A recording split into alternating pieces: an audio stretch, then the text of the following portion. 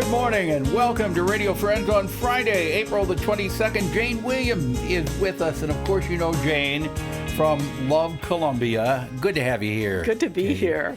Several things that you wanted to talk about. First of all, you have an open house coming up in May, correct? Yes, we have a grand open house on May 7th from 1 to 4 at our new downtown location, 1209 East Walnut. We'd love to have everybody come out, take tours of the facility, see the work we're doing to connect relationships and resources to love people forward, and have some ice cream and cookies with us. Okay.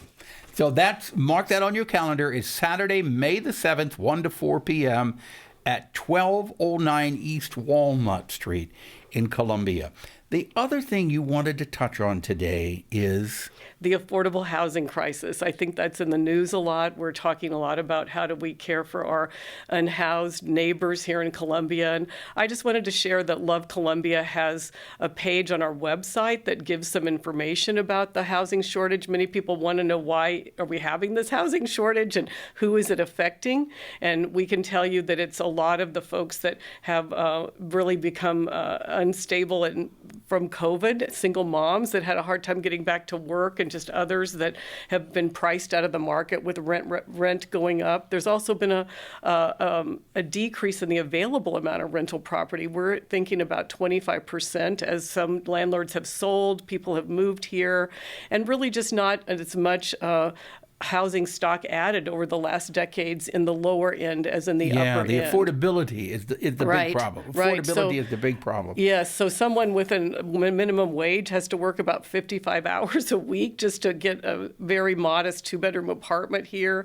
It's difficult. So we've come up with 22 ways that anyone can step into the housing crisis in 2022.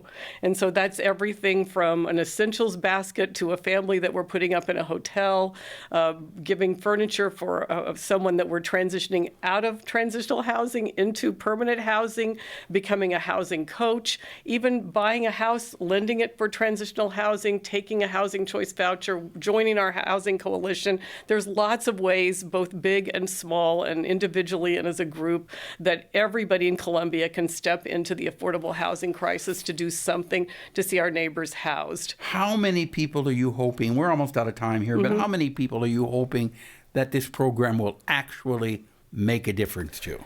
We hope that we don't have anyone unhoused. Right now, in the first quarter of 2022, we have put 50 households and 80 kids in hotels because there's nowhere for them to go, plus 6 families and 22 kids in our own houses that we own. So we'd like to see those families and especially those kids have a place to live. Okay. If you want to help, the best thing to do is go to the website, which is lovecolumbiamo.org. Okay, lovecolumbiamo.org. There's 22 ways that you can help and make a difference. Jane, you make a difference every day in everyone's life that you touch, and I wish you continued success. Thank you so much. All right, and please come back again. We will.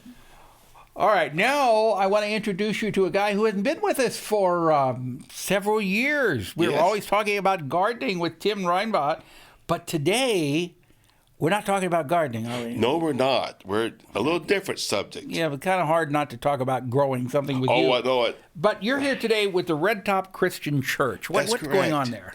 We are 200 years old in 2022. 200 years old. Yes. We are the oldest of our denomination west of the Mississippi.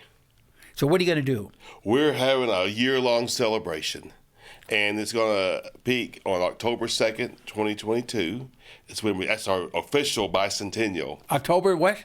2nd. October 2nd. That's day before my birthday. Oh, is that wrong? Yeah. All right. Well, I'm not going to be 200 years old. Getting close, though. I bet you feel like it. Oh, actually, no, I don't, Tim. I got to say. So all year long, you're going to be celebrating the 200 years. You're going to be talking about different events that happen. Yes, we have skits. We have, you remember back in 1976 we had bicentennial minutes? Yes. We're having a bicentennial minute once a month. Okay. So, where we talk about our history, about how we were born on the frontier and how all this came together. Okay, and we're going to have you back throughout the summer to talk about that. About this stuff. But give me a little start right now. Do a little Red Top Church minute. Okay. Well, we were This was the frontier in 1822. Missouri was as far as civilization went, and these hardy souls from Kentucky settled this area, and once they were here, they wanted a meeting house, and they built this little log cabin. They wanted a meat house? A meeting house. Oh, meeting house. A meeing house. It probably was a meat house too, but it was for everybody. And they worked and they started their church there. They called it Liberty because these were hardy souls, and they wanted to get away from everybody, and so they want to be liberated. So they called the church Liberty? Yes. Now, is this the forerunner of the Red Top? It is. But what they did on the creek nearby, they smeared that red keel on top of the roof to seal it up. And the internet preachers that came around, on horseback, started calling it that Red Top Church. So that's how it got its name. Right. So originally it was a Liberty Church, but because they smeared the red mud on the roof, it's called Red Top Church. That's right. So even today, 200 years later, we still are Red Top. We don't use clay. We use red metal. But so you got the red top. Yes. So I take it this is not the same building from 200 years ago. No, but we've only had 3 buildings. The log cabin burnt in 1835, and we built another one. And then in 1867, we built our present church. Is the second building still? No, it's not. But you know what we did? What? They're out in our cemetery, and we never knew exactly where they were. But we figured out where they were. So now you know exactly where they is somebody buried where? No, that was the neat thing. They'd never buried anybody there. Well, how'd you find out where the original churches were? Well, we knew which direction they were, and when we looked, and there are no remnants. There's nothing of the foundation. Well, then we went out with metal detectors, and we found remnants. We found the cornerstones. We found. See, I find that so interesting, and it's got to be so exciting to actually see the exact spot where the original church was. Oh, it is. And what's neat, we just noticed, because we just found this out last summer. Now coming out of the winter, the grass is different where the log cabin was. Okay, that makes sense. But why? Well, I don't know. So you got to get to the story. Next time I come, I'll tell you why. Okay, you got the answer for us. We're out of time. Okay. So next time when you're on, we'll find out why the grass is different where the log cabin was. That's right. It changed it some way. But it's fine, though. If people want more information, they go to Red Top Church, redtopchurch.org.churchtrack.com. Wow. That's a Who came up with that one? Charles. Okay. We'll give it to you later this summer. Bye-bye. Bye.